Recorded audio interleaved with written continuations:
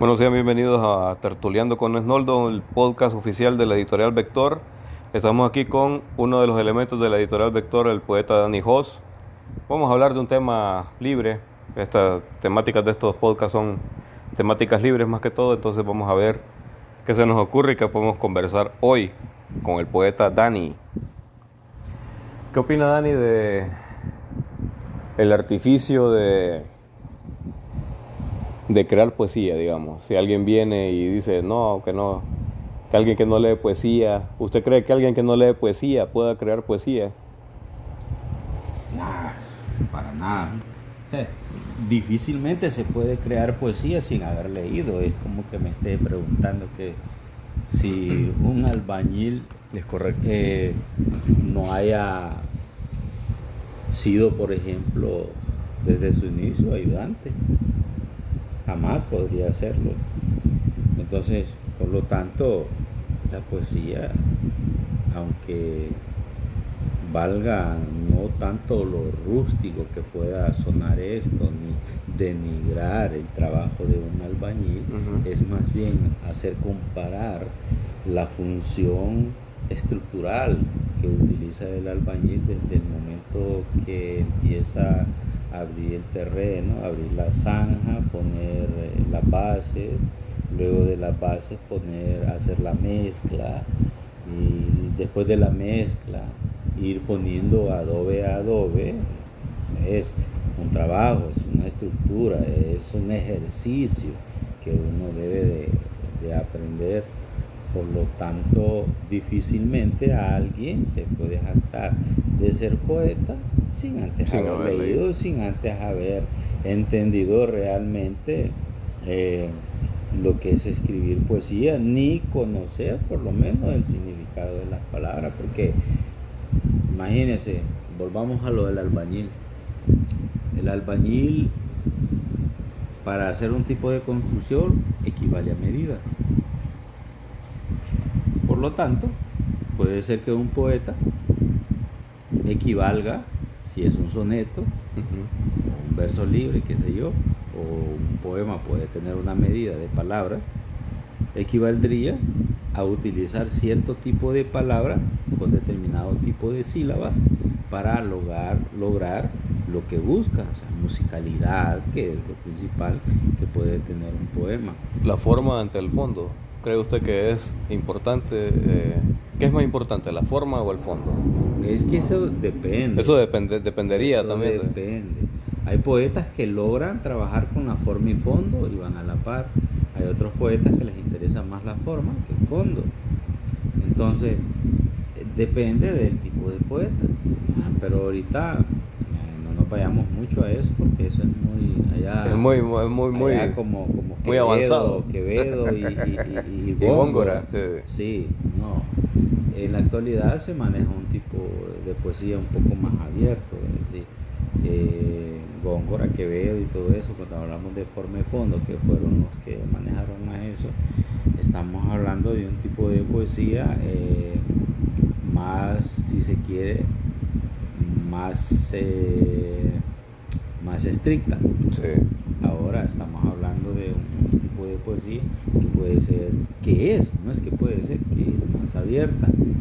Por lo tanto, los versos a veces tienen una finalidad muy extensa, y algunos poetas logran hacer un verso libre. No es cualquiera, ¿va? No es cualquiera. No es cualquiera. Claro que no. En un verso libre o un verso blanco, cuando el poeta es bueno, logra darle musicalidad, no es cualquiera que lo logra. En mi caso me gusta más el verso corto. Algunas veces intento hacer el verso largo, pero tengo que ver cómo darle musicalidad. También en mi caso me gustan las dos formas, fondo y forma. Tienen que ir como de la mano, un poquito de la mano. No me logro quitar esa cuestión de esa palabra, la expresión de forma. Pero bien, en algún momento me la quito. Cuando el poeta logra ver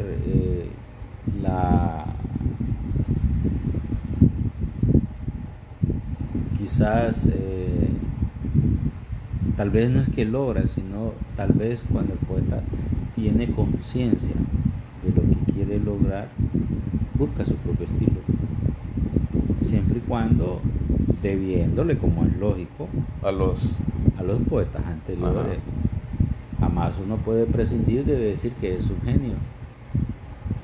Borges, que fue un genio, le debía todo tipo de escritura que él hacía a las lecturas que tuvo. Sí.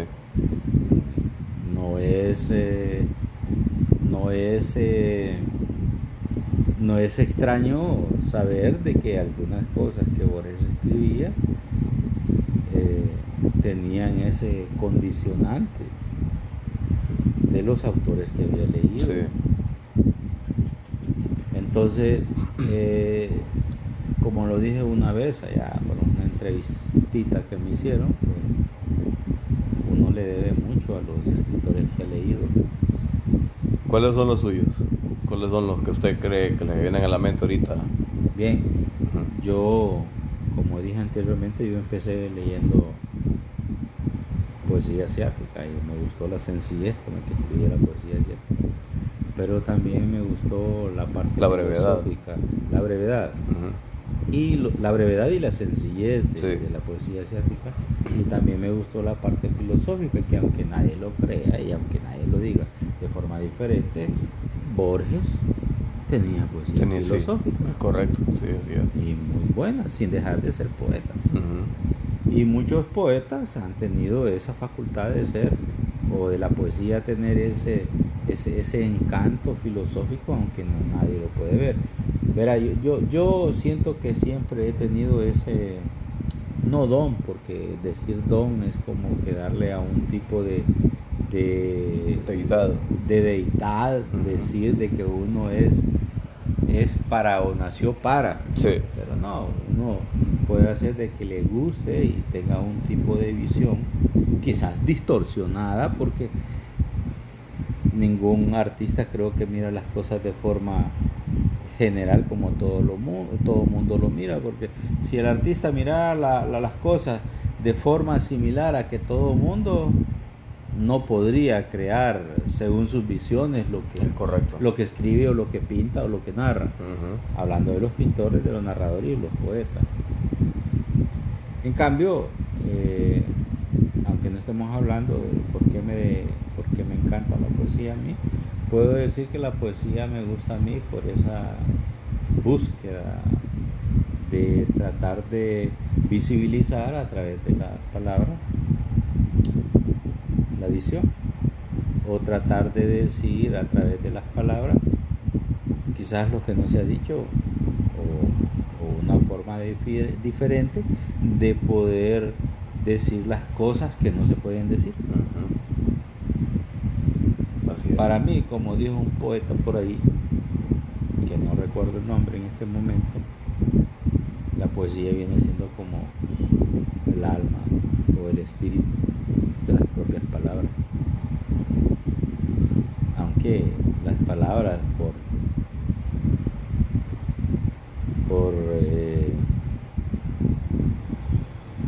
significado propio, no significado propio, sino por ya me quedé nulo con se me escapa la palabra ahorita. Sí. Cuando nosotros hablamos de lenguaje, hablamos de una convención, que es algo que está preestablecido, un convencionalismo. Sí. Es decir, la convención de la palabra es porque nosotros ya aceptamos el significado de la palabra como lo hace la comunidad, digamos. Cuando leemos en un diccionario que dice que tal palabra significa ciertas cosas, y es muy bien entendido que de persona a persona el significado puede variar, y de cultura a cultura el significado puede variar. Entonces, de cultura a cultura, la poesía puede ser diferente, incluso puede tener unas señas no similares a las de otra cultura, es decir, de un país a otro país. Sí. Puede ser diferente, porque la relación de palabras entre el que piensa y el que piensa luego las emite y el receptor son totalmente diferentes. Incluso en el mismo idioma. incluso en el mismo idioma. Se puede dar eso que se entiende diferente. Sí. Pero ¿qué opina usted de la poesía actual en Honduras? Yo no estoy muy al tanto de cómo está la situación actual de la poesía en Honduras en este momento, pero ¿qué opina usted de lo que ha podido conocer, digamos, de lo reciente en la poesía hondureña? En los últimos, no voy a decir nombres tampoco, los últimos escritos que he leído dicen que es poesía, no sé en qué se basan, que sea poesía. No se nota el trabajo. Uno por lo menos que ha leído poesía de grandes autores, puede descubrir o puede asegurar cuando lee un autor que ha leído.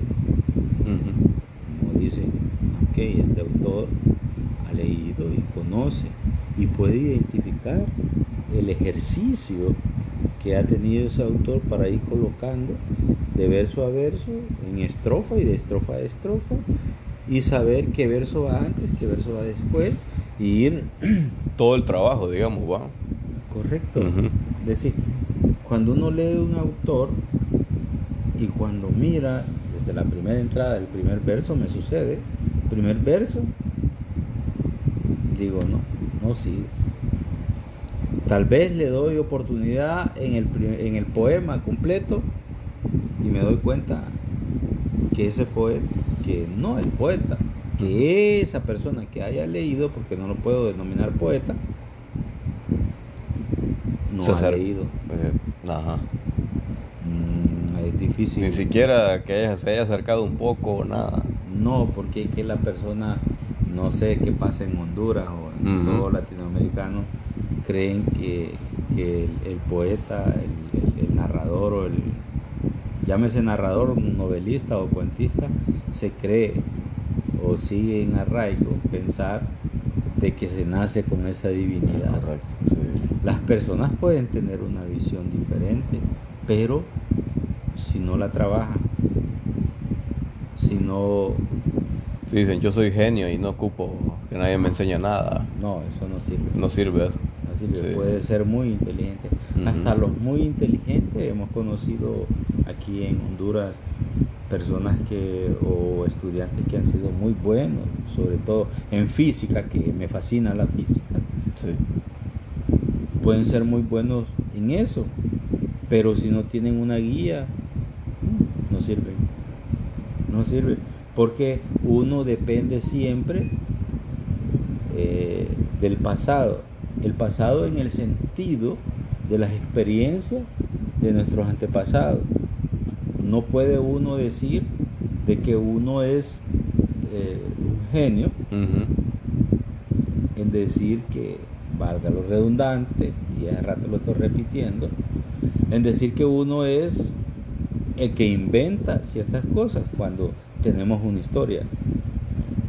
Tuvimos que haber leído todos los clásicos, todo lo que estaba antes para decir, lo que yo estoy diciendo es nuevo, pero realmente no es nuevo, no sería nuevo, sino que sería algo como una...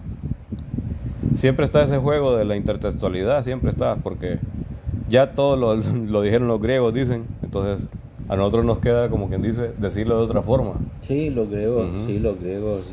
La otra vez, no sé si te comentaba de que como aquel personaje que lo castigaron los dioses por haberle regalado el fuego del Olimpo. Ajá, el fuego a los hombres. Lo castigaron y llegaba un águila a comerle el hígado.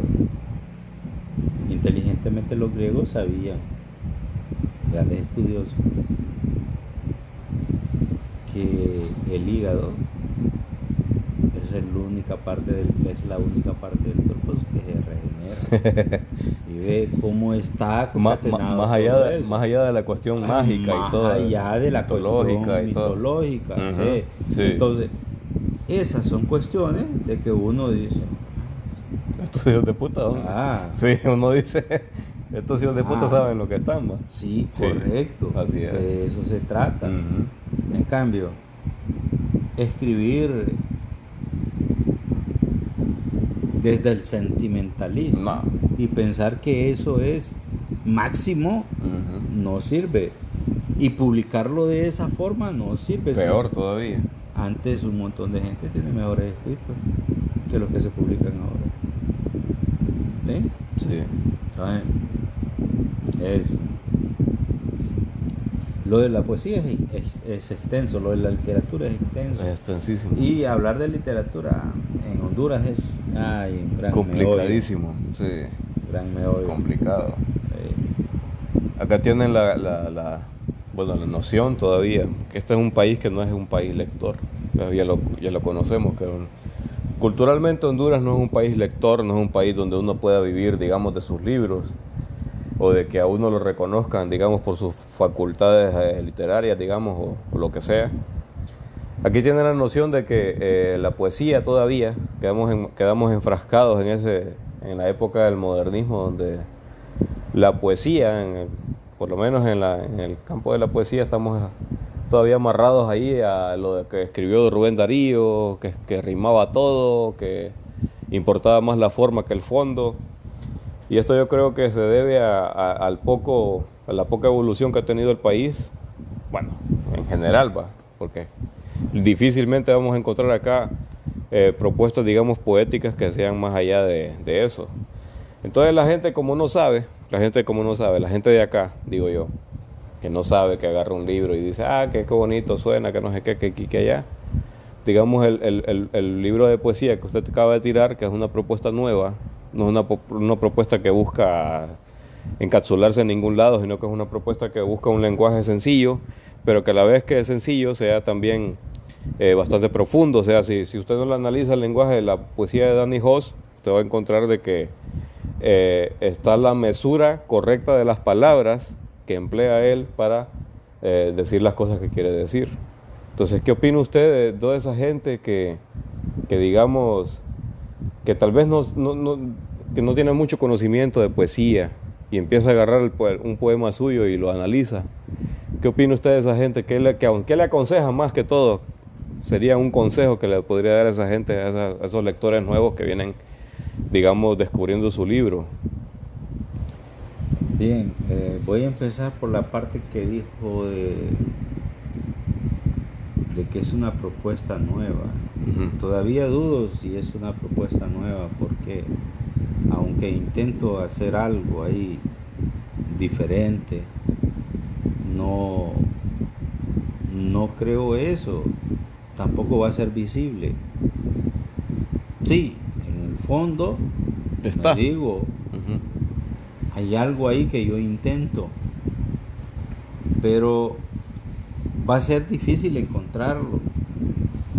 En lo personal lo miro, Uh-huh. y eso es lo que yo intenté en esos escritos. Dirán algunos que son las mismas palabras que utilizamos a diario. Claro, pero pongas a pensar que estuvimos un año editando el libro para que lo sacáramos publicado, ¿verdad? Claro. Fue un año entero de revisiones, de estar leyendo, Claro, uh-huh. Claro, pero no es el caso. Por eso la poesía me fascina más a mí, Uh-huh. porque la poesía requiere de un tipo de perfección que va más allá va más allá quizás de las palabras, porque a veces a uno no le ajustan las palabras para querer decir lo que uno quiere. En cambio hay un tipo diferente de escritura que con contar una, y no demeritando la narración, jamás lo demerito porque es muy buena, pero en la poesía se requiere ser más exacto, más Uh-huh. como queriendo sacar aquel tipo de esencia que no se puede decir De otra con forma. un montón de palabras, aunque algunos escritores, algunos narradores lo logran. Entonces no puedo decir yo de que sea una propuesta diferente. quizás sí, quizás Sí, no. tal vez lo sea, pero lo vamos a ver en el futuro, digamos. A futuro lo vamos a ver. Porque intento hacer una mezcla ahí de varias cosas que se va a dar cuenta el lector. Es correcto. Eh, Se me escapó la otra pregunta. Yo no me acuerdo cuál era. Los autores que ahorita están, me doy cuenta fácilmente cuando los leo que no han leído para empezar. Es correcto, sí. Se nota bastante, ¿verdad? Y ocurre algo aquí en Latinoamérica, sobre todo en Centroamérica, que está bastante en boga, esa cuestión del cristianismo. Ajá. Entonces creo que por ahí viene el hecho de pensar de que todo mundo es elegido para hacer ciertas cosas. Y creo que de cierta forma también se tomaron muy en serio lo que los griegos decían de que tenían una deidad, los autores tenían una deidad, y que al final no terminaron de conocer o de poder entender cuando alguien decía, sobre todo en los poetas griegos, de que ellos eran unos elegidos para escribir eso. El problema es que lo leen muy literal, como leen la religión. Creen que si, por ejemplo, dicen Jesús resucitó, se cree Es tal cual. que es tal cual, pero no es el caso. O sea, tienen que leer entre líneas. Entre líneas, sí. Cuando se habla de Homero, por ejemplo, que era un individuo que era guiado por una deidad para poder escribir lo que escribió, Que no ni se él dan sabe, cuenta, sí. no se dan cuenta que lo que realmente quien dijo eso es porque está viendo en sí la grandeza o el conocimiento o la visión que el escritor tuvo, pero no necesariamente el hecho de que un ente superior a él lo estaba guiando. Lo estaba guiando. Eso son cosas que la gente a veces no entiende. Más bien tiene que ver o tiene que celebrarse el esfuerzo del escritor, un buen escritor, pero un buen escritor, no decir No cualquiera. solo porque es que la poesía, no puedo decirle poesía, los textos o los escritos actuales que se están publicando, solo lo que hacen es repetir lo que la persona ya sabe, no le muestra algo nuevo. No le ofrecen algo nuevo, ¿eh? Es que a veces no importa que usted repita lo mismo. La cuestión es cómo usted lo va a ordenar cómo lo va para que signifique algo diferente o que signifique lo mismo, pero dicho de forma diferente. ¿Eh? Así es. Que es esa complejidad a la que todo el mundo le huye. De cierta forma es una complejidad y todo el mundo le huye a eso. No le gusta trabajar, y es ahí donde un buen poeta resalta, porque uno se da cuenta cuando realmente ese, valga lo redundante, está fallando, uno se da cuenta cuando ese escrito, ese texto está trabajado en función de organizar el pensamiento de tal que diga lo mismo pero de forma diferente, y vuelvo a repetir la forma. No, pero así es, o sea, eso es el esquema básico, es fondo y forma, o sea, no podemos salirnos de eso. Ese es el esquema básico, fondo y forma. Y yo que fui, digamos, editor del libro de Danny Hoss, que por cierto está en venta ahí en Amazon, lo pueden encontrar como Tiempo Fracturado.